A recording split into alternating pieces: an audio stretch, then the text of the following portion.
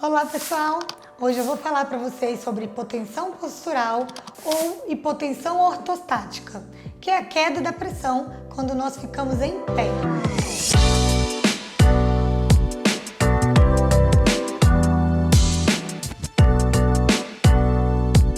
Quando nós ficamos em pé, 500 ml a 1000 ml de sangue vão para a circulação dos órgãos internos e para as pernas.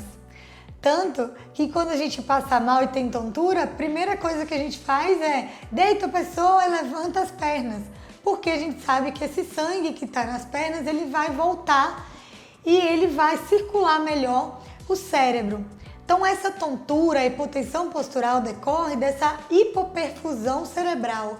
O que é isso? O sangue não consegue chegar ao cérebro e faz com que a pessoa se sinta mal, podendo até cair. Nós temos nos nossos órgãos internos, no coração, na nossa artéria aorta, os baroreceptores, que são receptores de pressão. Ou seja, o nosso organismo está o tempo todo tentando e criando mecanismos de controlar a pressão, para ela não ficar tão alta e nem ter queda de pressão. Infelizmente, em alguns momentos isso falha por disfunções, doenças autonômicas do nosso sistema mesmo nervoso autônomo, que faz essa regulação da pressão. Então, os baroreceptores, receptores de pressão, que em alguns momentos têm falência e realmente a gente vai perder os mecanismos de controle desse sistema. Por causa desses mecanismos de compensação, não pode haver uma queda de pressão tão alta quando a gente fica em pé.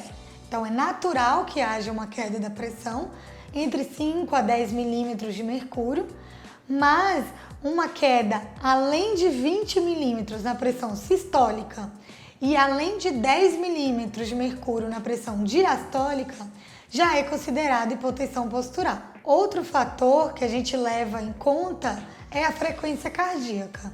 É normal também, quando a gente fica em pé, que a pressão caia um pouco e a frequência cardíaca se eleve, para também fazendo parte desses mecanismos compensatórios. Mas no idoso, ele pode estar usando alguma medicação beta-bloqueador que vai impedir que tenha essa compensação desse leve aumento da frequência cardíaca, ou até mesmo porque os mecanismos baroreceptores cardíacos não conseguem fazer essa elevação normal. Essa ausência do aumento da frequência cardíaca quando a pressão arterial cai já nos leva a pensar em insuficiência autonômica, do sistema nervoso autônomo, porque esse equilíbrio, independente se for um paciente que desidratou, vocês vão ver no pronto-socorro que ele chega com a pressão baixa e a frequência cardíaca elevada, porque é um mecanismo de compensação. As três principais causas de hipotensão postural no idoso são alterações autonômicas, desse sistema de baroreceptores que eu já expliquei, e isso se deve ao envelhecimento normal ou a algumas doenças neurológicas, alterações da volemia, do volume de sangue plasmático, o paciente está desidratado, toma pouca água, então quando ele fica em pé, sente essa queda da pressão, ou medicações que vão causar distúrbios autonômicos ou que vão causar, por exemplo, a redução da volemia. Quando a gente fala de diuréticos, que o paciente acaba tendo uma perda de volume de líquido. Quando a gente fala de amitriptilina, por exemplo, um antidepressivo que tem um efeito parasimpático e que vai fazer uma alteração autonômica, levando a essa queda de pressão. Lembrando que o idoso pode sofrer de hipovolemia crônica por conta de uso dessas medicações diuréticas e por conta de tomar pouca água. A gente sabe que é uma realidade os idosos não quererem ingerir uma quantidade adequada de água, que seria ali de 30 ml de água por quilo. Então, o idoso de 70 quilos deveria ingerir 2 litros e 100 ml de água. A gente sabe que não é essa a realidade. E existem as causas agudas, vômito, diarreia, uma hemorragia, hiperglicemia, hipertensão. Então o paciente usa uma quantidade grande de sal, porque não sente muito bem o sabor do alimento e acaba tendo um aumento da diurese, urinando mais e acaba ficando desidratado. Ou está com diabetes descontrolado, descompensado e acaba urinando bastante e também desidrata. Então todos esses fatores vão contribuir para causar a hipotensão postural no paciente idoso. Existem algumas doenças neurológicas, neurodegenerativas, que interferem no sistema nervoso autônomo e vai causar a hipotensão postural. Então a gente tem que ter aquele alerta, no consultório do paciente idoso. Então todo geriatra ele é treinado para isso, ele vai medir a pressão do paciente idoso quando ele chega e está sentado. Quando vai fazer o exame físico abdominal, o paciente deita, mede novamente a pressão arterial e depois coloca o paciente em pé, espera de 3 a 5 minutos e mede novamente a pressão arterial para sempre verificar se o idoso está apresentando hipotensão postural. Existem alguns casos que o idoso apresenta hipotensão postural após os 5 minutos. Mas ele explica pra gente, ele fala quando eu tô em pé, quando eu levanto e vou andar. Então tentar na história, no exame físico, detectar esses sinais e avaliar bem esse paciente. Então quando a gente detecta hipotensão postural, num paciente idoso que está tendo quedas ou que tem bradicinesia, que é uma redução ali dos movimentos, que tem tremor, a gente vai suspeitar de doença de Parkinson, lembrar das outras doenças degenerativas como atrofia de múltiplos sistemas, demência por corpúsculo de Levy e falência autonômica pura. Mas nesses casos que tiver essa suspeição, a gente precisa caminhar para o neurologista, porque são casos mais específicos, doenças raras e complexas, e nós vamos precisar do apoio do especialista. Outras causas são insuficiência cardíaca, estenose aórtica, miocardite, arritmias, que podem causar a hipotensão postural.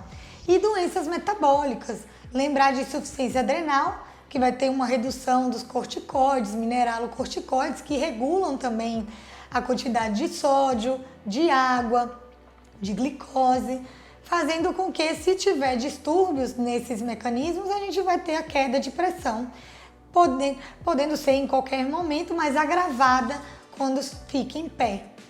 E feocromocitoma, que também é um tumor que produz catecolaminas, também pode causar hipotensão postural. Então, como eu já detalhei, o diagnóstico da hipotensão postural, ele é clínico, Ele é avaliado no consultório e é avaliado através das medidas de pressão arterial e das queixas do paciente.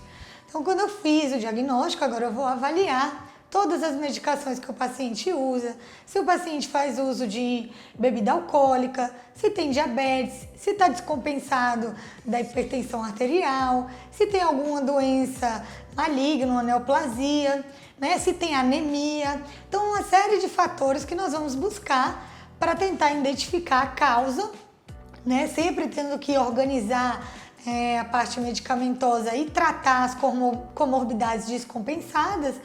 E depois, caso não tenha melhorado, nós vamos fazer o tratamento específico de hipotensão postural. Os sintomas que o paciente pode relatar no consultório são diversos, Geralmente fala tontura, mas às vezes eles falam que estão sentindo que estão pisando nas nuvens, sentem um desequilíbrio. Às vezes queixa como vertigem, fraqueza, fadiga, fraqueza nas pernas, turvação visual. Então são vários sintomas e queixas que a gente precisa analisar e sempre lembrar desse diagnóstico diferencial. Em alguns casos, o paciente pode apresentar até angina, dor no peito quando fica em pé, associada à queda de pressão e à má perfusão nas coronárias, ou até ter um AVC por conta da hipotensão postural em pacientes que já têm uma estenose de carótida, já tem um grau de obstrução e faz com que essa hipoperfusão cerebral, ou seja, o sangue não chega no cérebro.